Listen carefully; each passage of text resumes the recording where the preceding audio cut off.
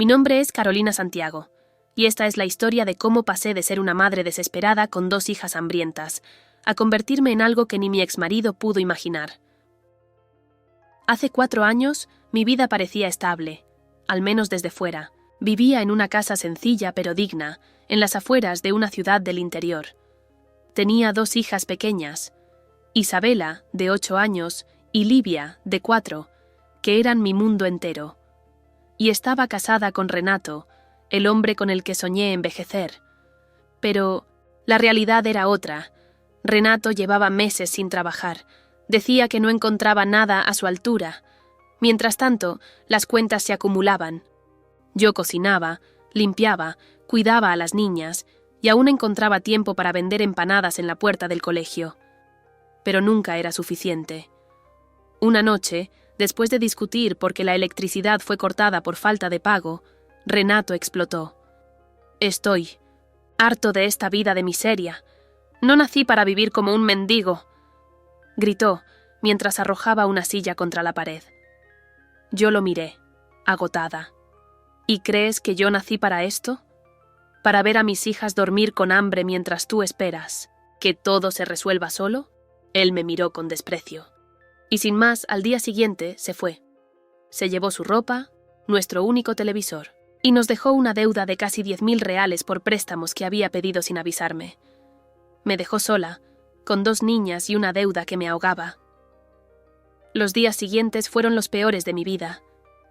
No sabía qué decirle a Isabela cuando me preguntaba por qué su papá no volvía. No podía ocultar las lágrimas cuando Livia lloraba porque no entendía por qué comíamos arroz con sal 3 veces por semana.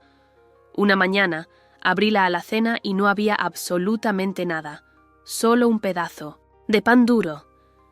Dividí ese pan en 3 partes y lo mojé con agua caliente para que mis hijas lo sintieran como sopa. Mientras ellas comían, yo fingía que ya había desayunado. Esa noche, lloré en silencio en el baño. Me sentí inútil, fracasada, invisible. Pero algo dentro de mí se encendió. No podía rendirme. No con 2 niñas que dependían de mí. Al día siguiente, salí a la calle con una mochila vieja y un cartel improvisado que decía: «Se venden empanadas caseras. Todo el sabor de mamá». Recorrí la ciudad a pie, bajo el sol, con ampollas en los pies. Algunos me ignoraban. Otros me compraban por lástima.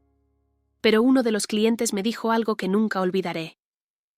«Tus empanadas son deliciosas. ¿No has pensado en hacer dulces también? Aquí en el barrio hay una feria de los domingos. ¿Podrías vender allí?» Y así conocí a doña Marlene, una mujer de unos 60 años que vendía conservas en un pequeño puesto de la feria. Me ofreció un espacio en su mesa si yo ayudaba a organizar sus productos. Acepté sin dudarlo. Ella me enseñó cómo preparar mermeladas, dulces de leche, compotas, y pronto mis productos también se hicieron conocidos. Cada vez que alguien probaba mis dulces y sonreía, sentía que renacía un pedazo de mi dignidad. Pero no todo era fácil. Una noche, mientras preparaba frascos para el día siguiente, Livia comenzó a llorar. Tenía fiebre. Corrí al hospital público con ella en brazos, mientras Isabela me seguía descalza. Me senté en la sala de espera, con las 2 dormidas sobre mis piernas, mientras pensaba si valía la pena tanto esfuerzo. Si algún día saldríamos de ese abismo. Fue entonces cuando una mujer elegante se me acercó. «¿Tú eres la que vende los dulces Raíces de Ma? Mi sobrina me habló de ti. ¿Podrías preparar 100 frascos para un evento que haremos?» En la empresa. No lo podía creer. Era la primera gran oportunidad desde que Renato nos abandonó. Esa noche volví a casa con los ojos llenos de lágrimas. Pero por primera vez no eran de tristeza, eran de esperanza. Me dormí abrazando a mis hijas, repitiéndome en voz baja: «Esto es solo el comienzo, Carolina.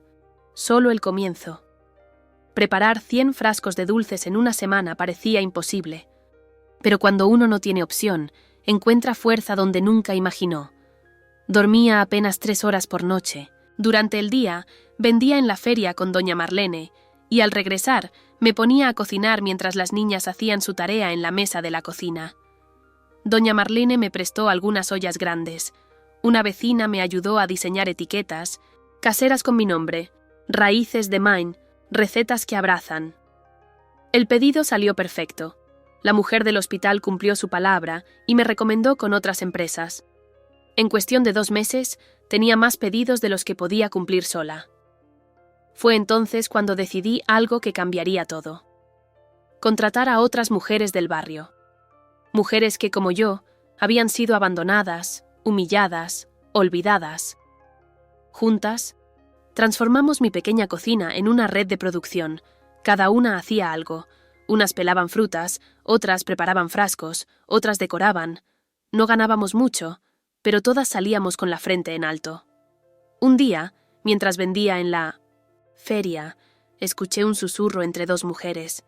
¿Sabías que Renato está arruinado? Lo echaron del trabajo y su nueva mujer lo dejó. Dicen que volvió a vivir con la madre. Mi corazón se detuvo por un segundo. No por tristeza, sino por una mezcla de rabia y justicia. ¿Renato? ¿El mismo que me dijo que yo era un estorbo? ¿Que se fue para buscar algo mejor? Ahora, el mejor lo había echado a la calle. Pasaron semanas. Y entonces sucedió lo inesperado. Un sábado por la mañana, cuando estaba acomodando los productos en la feria, vi una figura al fondo del pasillo, sucia, delgada, pero inconfundible. Renato. Se acercó con la mirada baja. Carolina, necesito hablar contigo. Mis manos temblaron, no por miedo, sino por la tormenta interna que provocó su voz. No tengo nada que hablar contigo, respondí, sin mirarlo. Por favor, solo 5 minutos. No tengo a dónde ir. Las mujeres que trabajaban conmigo lo miraban con desprecio. Él, el que me dejó con 2 niñas y una deuda, ahora volvía, buscando refugio. ¿Y tus sueños de grandeza?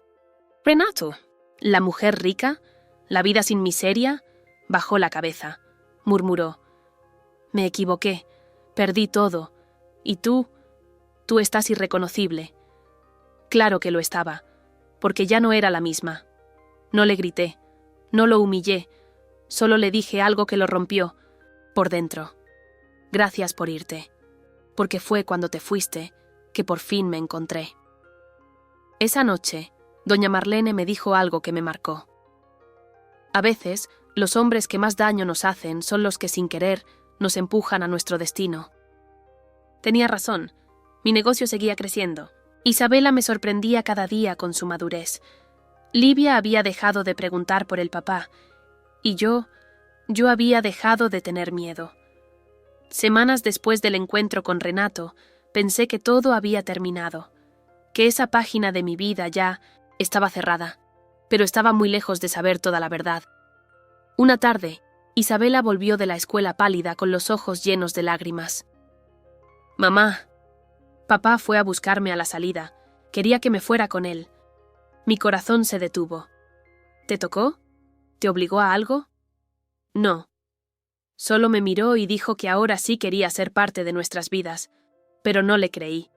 La abracé con fuerza, y por dentro hervía. ¿Ahora quería ser padre? Después de años de abandono, me prometí que nunca más lo dejaría acercarse a mis hijas. No mientras yo respirara. Esa noche fui a buscar a Gustavo, un abogado joven que conocí gracias a una de las mujeres que trabajaban conmigo. Le conté todo lo que Renato había hecho. Podemos solicitar una orden de alejamiento y exigir que pague la deuda que dejó a tu nombre. Pero hay algo más. ¿Tú sabías que Renato tiene antecedentes judiciales por estafa? Me quedé helada. ¿Estafa? ¿Cuándo? Antes de casarse contigo. De hecho, tu matrimonio ni siquiera está formalizado en el registro civil. Él usó un documento falso. Sentí que el mundo se me venía abajo. Todo había sido una mentira. Renato no solo me había abandonado, me había usado desde el primer día. Para escapar de su pasado, para esconderse, para tener un lugar donde vivir mientras se reorganizaba. Y yo, ingenua, lo había recibido con amor y confianza. Lloré toda la noche. Pero al amanecer, supe lo que tenía que hacer, no solo por mí, sino por todas las mujeres que habían sufrido por hombres como él. Con ayuda de Gustavo, denunciamos a Renato por abandono de hogar, deuda ilegal y tentativa de secuestro. La orden fue aceptada, y el juez dictó que no podía acercarse a nosotras a menos de 200 metros. El mismo día que recibió la notificación, vino a la feria a gritarme delante de todos. ¿Qué te crees? ¿Que eres mejor que yo ahora? Eres una cualquiera con un puesto de dulces. Yo era tu marido. Las mujeres que trabajaban conmigo se acercaron, una a una, hombro con hombro. Y ahora ella es nuestra líder, dijo doña Marlene. Renato retrocedió, humillado, solo. Fue la última vez que lo vi. Poco después, gracias al trabajo colectivo, decidimos formar una cooperativa, Raíces Unidas. No era solo un nombre, era un símbolo. Mujeres antes invisibles, ahora visibles, unidas, fuertes, y como si el universo quisiera cerrarlo todo, un día recibí una carta. Era del banco. Habían revisado los papeles del préstamo. Como Renato usó documentos falsos, la deuda ya no estaba a mi nombre. Fue anulada. Por primera vez en años, estaba libre. Libre de él. Libre del miedo. Libre para soñar. Ya habían pasado 3 años desde que fundamos Raíces Unidas, y mi vida era otra. No solo habíamos expandido nuestras ventas, sino que habíamos abierto una pequeña sede con guardería gratuita para las madres trabajadoras. El proyecto fue reconocido por una ONG internacional, y pronto me ofrecieron participar en una conferencia en Bogotá, como ejemplo de liderazgo femenino desde la base. Jamás imaginé estar en un escenario, hablando frente a tantas personas, compartiendo mi historia. No por vanidad, sino para mostrar que incluso desde el abandono y la ruina, una mujer puede levantarse. Mis hijas estaban orgullosas. Livia llevaba ya 2 años enseñando en un taller para niñas en riesgo. Isabela, por su parte, estaba de pasantía en un banco ético que financiaba proyectos liderados por mujeres. Nuestras vidas tenían propósito, tenían calma, hasta que un día, mientras regresaba a casa después de una entrevista para la radio comunitaria, recibí una llamada desde un número desconocido. ¿Carolina Duarte? Sí. ¿Quién habla? Le llamamos del hospital municipal. Renato Vargas fue ingresado esta madrugada. Está muy grave y no tiene a nadie más registrado como contacto. Me quedé muda. ¿Está pidiendo por mí? Sí, de forma insistente. Pregunta por usted y por sus hijas. Le quedan pocas horas. Por un momento, todo dentro de mí se contrajo. Las imágenes del pasado, los gritos, las lágrimas, la soledad. Pero también recordé la mirada de sus hijos pequeños aquella vez. En 1900, brazos de un hombre roto. No respondí de inmediato. Colgué. Aquella noche no pude dormir. Caminaba de un lado a otro debatiéndome. No le debía nada. Pero... ¿y si lo hacía por mí? ¿Por cerrar un ciclo que seguía abierto? Al día siguiente, fui al hospital. Y cuando entré a la habitación, vi algo que me golpeó como un puño en el estómago. Renato. No estaba solo. A su lado había una mujer, pálida, demacrada, casi irreconocible, pero su rostro me resultaba familiar. ¿Quién eres tú?, pregunté. Ella me miró fijamente. Me llamo Pamela. Fui la mujer por la que él te dejó. Mi corazón se detuvo. ¿Qué haces aquí? Vengo a pedirte que salves a nuestros hijos, porque él ya no puede, y yo tampoco. Pamela temblaba mientras hablaba. Su voz era frágil, nada que ver con la mujer segura y altiva que una vez destruyó mi hogar. Lo perdí todo, Carolina. Pensé que ganaba el amor de mi vida, pero me arrastró al peor infierno. Gritos, deudas, abandono, y lo peor es que todavía habla de ti. Tragó saliva. Sus ojos estaban vacíos, como si ya no tuviera fuerzas. No vengo a pedirte que lo salves a él. Vengo por ellos. ¿Ellos?, pregunté, aunque ya lo intuía. Mateo y Camila, tus hijastros, son inocentes, no tienen a nadie más. Y yo no puedo más. Quise gritarle, recordarle que me había arrebatado todo.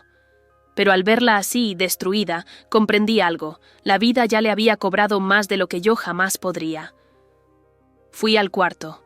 Renato respiraba, con dificultad. Tenía los ojos entrecerrados, pero al oír mis pasos, susurró: «Caro, lo arruiné todo. Pero tú eres luz.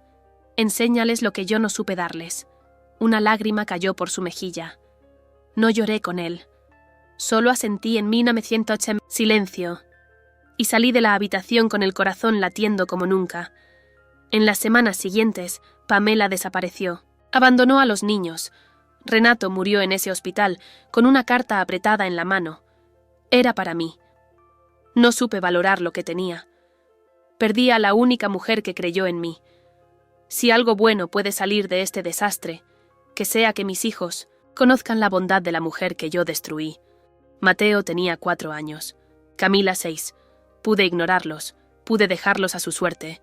Pero cuando los vi algo que conocía muy bien: miedo, soledad, pero también esperanza. Los llevé conmigo. Al principio, Isabela no entendía. Livia lloró. Pero sabían que si había alguien capaz de darles un nuevo comienzo, éramos nosotras.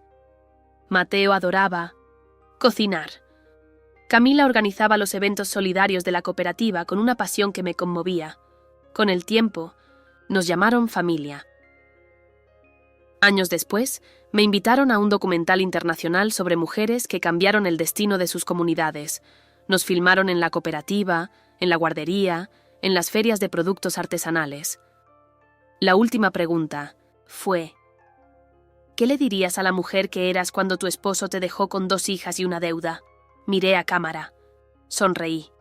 Le diría: aguanta un poco más, porque no solo vas a sobrevivir, vas a construir un hogar tan fuerte que incluso aquellos que te rompieron buscarán refugio en él. Fin.